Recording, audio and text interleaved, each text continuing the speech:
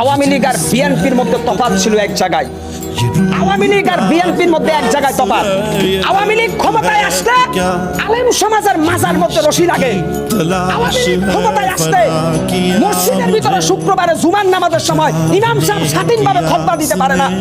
আওয়ামী লীগ ক্ষমতায় আসলে বাংলাদেশের বিভিন্ন তাফসীরুল কোরআন মাহফিলে আলেমরা কোরআনের কথা বলতে পারে না। আর বিএনপি ক্ষমতায় আসলে জাতীয় সংসদে কোরআনের আয়াত থেকে কথা বলে।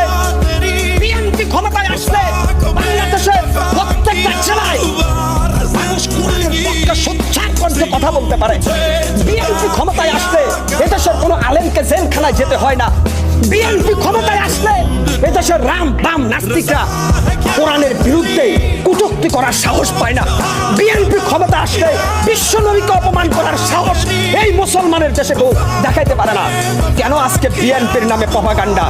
আমি বলবো, বাংলাদেশের যারা তথাকথিত বুদ্ধিজীবী, এই মুহূর্তে যদি আপনারা একটা নির্বাচন করেন, আমি হকার সাইফুল চ্যালেঞ্জ করলাম, বিএনপি 200-র বেশি সিটে জয়লাভ করে সরকার ক্ষমতায় আসবে। বিএনপি খালেদা জিয়া যখন ক্ষমতায় ছিল, এদেশের আলেম সমাজ মাথা উঁচু করে বীরের মতো কোরআনের বাণী গোটা বাংলাদেশে প্রচার করতে পেরেছে।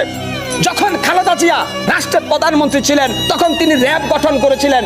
তিনি আওয়ামী লীগ বিএনপি দেখেন নাই, তিনি সন্ত্রাস দমনের জন্য র্যাপিড অ্যাকশন ব্যাটালিয়ন র্যাবের যোগ শুরু করেছিলেন। খালেদা জিয়া যদি ওই সময় ওই ক্লিন অপারেশন না করতেন, হয়তো বিএনপি আরো প্রভাবশালী অবস্থায় চলে যেত। কিন্তু খালেদা জিয়া অন্যায়কে প্রশ্রয় দেন নাই। আজকে আমি খালেদা জিয়ার দালালি করতেছি না।